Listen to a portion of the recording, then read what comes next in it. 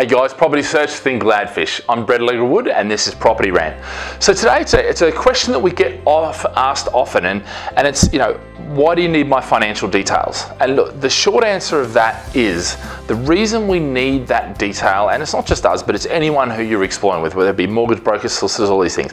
Some of them are legal requirements, anti-money laundering, and all these sort of things, proof of ID, proof of address, these sort of things. So some of those are required by law, but for the most part, and you'll find if you're speaking to our team, they're asking these questions because, to be fair, if I jump on the phone and I speak to someone who's got 25 grand, it's their first 25 grand they've saved, they're on a 30 grand income a year, joint income, now I'm talking to someone very different than someone who's got 20 properties in their portfolio, they've got 300,000 in the bank account, they're earning 100,000 a year. This person is in a very different position than this person.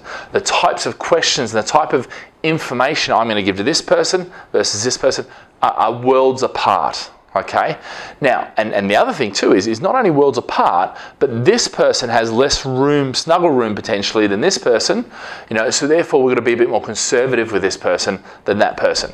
This person may be more risk adverse than this person, so actually this person we can be a bit more flexible, this one might be a bit more tighter. So there's a whole range of reasons why we want this information, and what you'll find is it's pretty pre-formatted information, and what it comes down to is, what's your sort of experience risk profile, what's your capital or wealth, current wealth, in other words, how much cash do you have, how many assets do you have, how many investments do you have, and then it comes down to credit and income. And when you look at those sort of things, they're the initial financial bits of information we know. And we have clients sometimes, what they'll do is they'll write all that out on a piece of paper, send it through on an email and say, right, here's my situation, let's chat about what we think. Because see, we're not coming, we're not throwing a deal to you on the first call, and this is a distinction here. If you phone somebody up and on the first call they're talking about the property they're going to sell you or they want to sell you, be very careful, maybe back away, that's up to you, your call.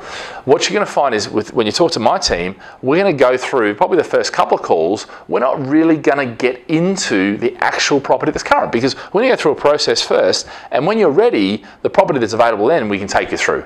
But what we can do is we can take you through example cash flows, but normally not on the first call. The first call, what we're trying to do is work out what that plan is. And we can talk about incomes and all these sort of things, but the other side of it is, what do you want to achieve? If you've got someone who's in this situation and wants to achieve this versus someone in this situation that actually just wants to achieve that, well, do you know what? That might be easier than that. That may be a long term, and we need to go into a lot of depth and a lot of things about the market and where the market's likely to go, and risk and loads of values and different mortgage products. Are we going commercial? Are we going high street? There's a whole range of concepts that we can discover before we even go, right, now we're in a position to look at investments, look at deals. Okay, so you'll find that's the real key here as to why we're asking that information.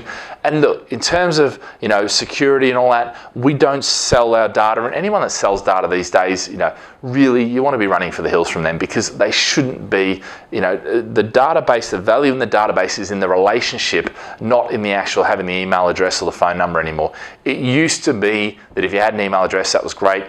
But anyway, that's redundant. You shouldn't be selling it, and certainly we've never sold it, and we do not sell it, and I refuse to. It's something that I just don't want to do, not interested to do. Our clients are precious, if you like.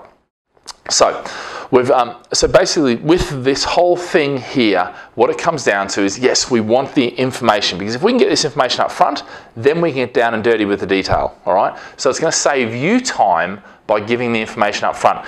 And look, you may want to give generalities. You may say, well, how much is my income? Your income's 67,000. Look, my income's 70,000. My income's 60,000. It doesn't have to be exact data for the first call. Down the track when it comes to applying for a mortgage, we better put exact data down, okay? Because otherwise, when it goes to the lender, if they find out that actually it's not exact, potentially that's it. That's that mortgage application done. So, initially it can be more broad-based, but then we want to get more specific with the data. So I hope that gives you an understanding of why we would ask this question, why people ask for the financial data. It certainly shouldn't be shared. It should be kept confidential. But anyway, guys, have a great day. Live with passion.